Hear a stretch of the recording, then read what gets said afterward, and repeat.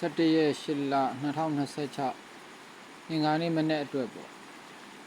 အဲဒီမှာအကြိုက်တူလိုက်လို့ရအောင်မူလေးတွေကြည့်ကြ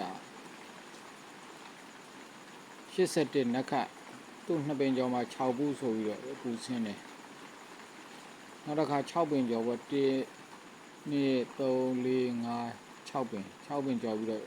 16ပါဝါနောက်6ဘူးဆိုပြီးတော့အပူဆင်းတယ်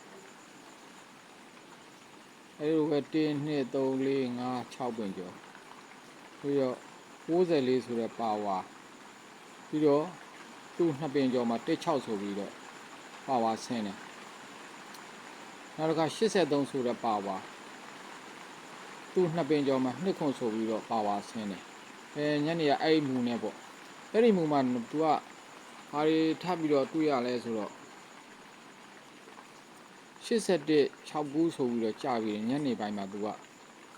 ပါဝါတစ်ချက်ပေးသွားတယ်နက်ခတ်အပူပါဝါဆိုပြီးတစ်ချက်ပေးတယ်သူ့ပုံစံတူပဲပါဝါအပူဆိုပြီးညနေပိုင်းမှာအပူထပ်ပေးတယ်နောက်တစ်ခါနောက်တမူကဘာလဲဆိုပါဝါ94ပါဝါ16ပါဝါညနေမှာနက်ခတ်ပေးတယ်အဲ့ဒီမူကိုကြိုက်လို့ယူလိုက်တာပေါ့နော်နောက်83ပါဝါ2ခွန်ပါဝါနှစ်ချက်ပေးပြီးညနေမှာတော့ပါဝါထပ်မလာနိုင်ဘူးဆိုပြီးတော့နက်ခတ်ကိုလိုက်တာနက်ခတ်ကတော့နက်ခတ်ကြစရာတွေဆရာလေးပြင်းညက်မူတွေရတယ်ရှိထားတော့အလဲနှလုံးပေါင်းအပေါ်အောက်တူရမယ်တူခဲ့လို့ရှိရင် तू ကအလဲတက်ကွင်းမှုပေါ့လေအဲ့ဒါလည်းရှိထားတော့ကျွန်တော်ညနေရတော့နက်ခတ်ကိုလိုက်တာအဲ့ဒီမှာ81ပါဝါနက်ခတ်အပူပါဝါပြီးတော့နောက်နေ့မှာပါကြဆို85ဆိုတဲ့ခဏတစ်ခွက်ကြာလာနောက်တစ်ခါဒီမှာလည်း16အပူပါဝါအပူနောက်တစ်ခါအပူပြီးတော့နောက်နေ့မှာ59ဆိုတဲ့ခဏတစ်ခွက်ဆင်းလာတယ်နောက်တစ်ခါပါဝါ94ပါဝါ16ပါဝါပြီးလို့ရှိရင်ညနေမှာ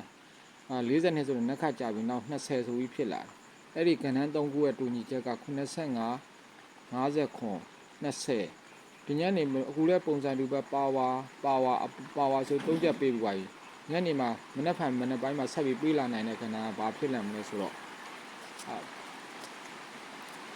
85နဲ့90ဆိုတဲ့ကဏ္ဍနက်ခတ်လည်းကြံနေသေးတဲ့အတွက်ကြောင့်85 90ဆိုတဲ့ကဏ္ဍနေကြိုက်တယ်အဲ့ဒီတော့17ရက်8လ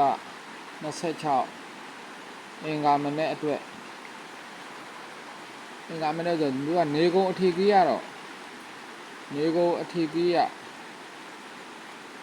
169ပါနောက်မနေ့အချိန်ရတော့နှစ်ခုအချိန်ကြိုက်တာပဲအဲ့ဒီမှာမေးအနေနဲ့ဆိုလို့ရှိရင်80နက်ခတ်9ပြန်ကြအရာအနေနဲ့ဆိုလို့ရှိရင်20 25 51 31ဆိုတဲ့ခဏနေကြိုက်ပါတယ်အားလုံးပဲမနက်ဖြန်မှာအဆင်ပြေကြပါစေ